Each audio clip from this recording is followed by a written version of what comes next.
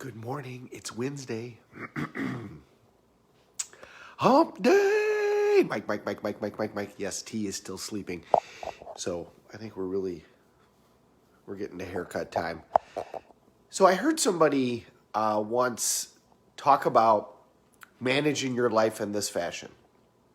Imagine that your life was a movie and you were writing the movie and you could write the ending to be anything that you want. So if you hit tough times, which we all do and we all will, and whatever happens, it's gonna happen again. I was talking to my dad yesterday, and he was actually being nice to me, and he said, I'm sorry that things are tough right now because we don't have a courthouse, and so without a courthouse, it's hard to do trials. And without trials, it's hard to get cases finalized. And I said, tough times come. That's part of everything. That's part of life. That's part of being an entrepreneur. That's part of the deal. Is that there's going to be lean times, and there's going to be times where things are great. And so somebody languaged that as saying, imagine that you're doing your own movie. Your life is a movie, and then you're writing the ending. When tough times come, you could get excited because you're like, this is going to make the story of this movie all that much better. And you could decide, what do you want that ending to be?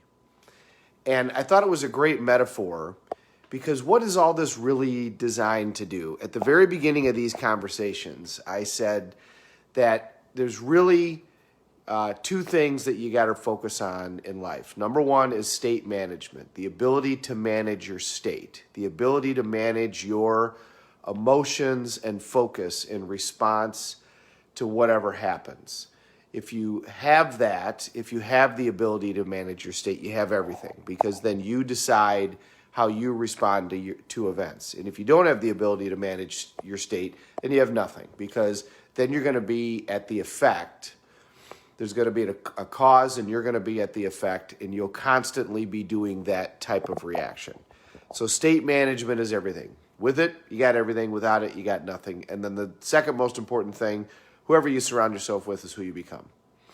So be very, very careful about who you surround yourself with and manage that. Manage that tremendously.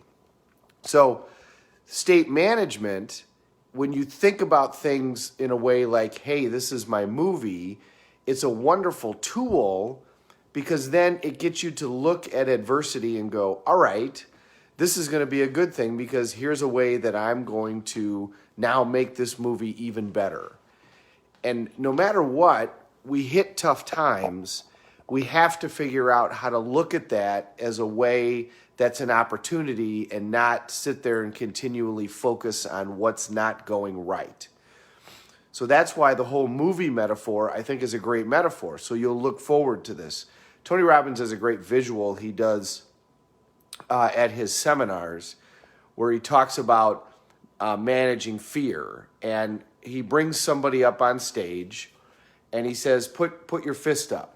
And this is a good metaphor for our political situation right now, which, by the way, isn't all that much different than it's been for 200 years. It's just now we have much greater ability to interact with each other in larger numbers than we did back then. But he brings somebody on stage and says, put a fist up and hold it like this. Here, we'll imagine you and I are doing it. Put a fist up like this, and then he puts his fist against him and doesn't say a word and then just starts to push. And they automatically push back. And he'll look at him and go, why are you doing that? And they're like, why am I doing what? And then he'll push again, and then they automatically resist. And that's a metaphor for how we are in life a lot. If we push, a lot of times all we meet is resistance, and especially with ourselves. If we push, a lot of times we meet with resistance. So when there's fear, we push against that fear, and then there's resistance to that. A better way to do it is to dance with the fear. And so what he does is he then grabs the person and then goes with them and dances around. And he says, now, once I start dancing with the fear, now I can direct it, and I can take it to wherever it needs to go. So the metaphor is embrace it. And that's what you would do if you were writing your own movie. If you were writing your life story as a movie, when tragedy would come or adversity would come, then you would go, okay, I'm going to dance with this and figure out how to make it a great story instead of resisting it. Instead of just denying that it's there, or trying to say that there isn't a problem, or trying to just do nothing but be upset about the fact that it happened, or the woe is me that it happened.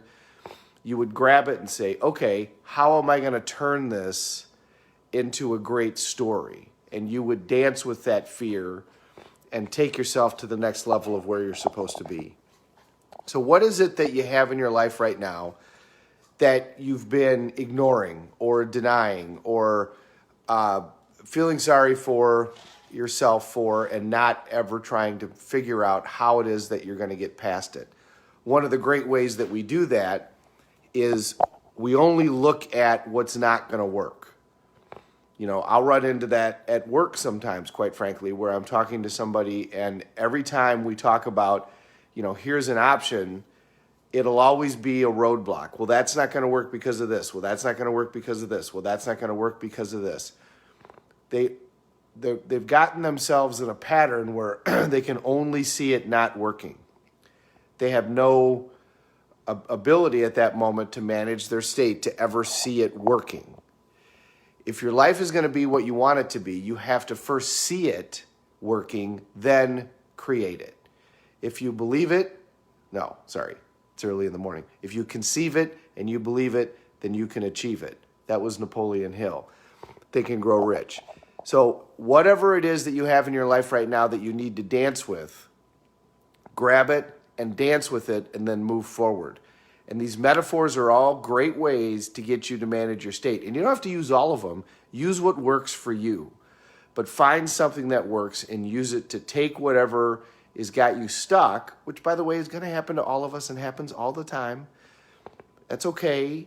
Take whatever has got you stuck and use it to move yourself forward and look at what's the solution. Remember, successful people spend 3% of their time on the problem and 97% of their time on finding the solution.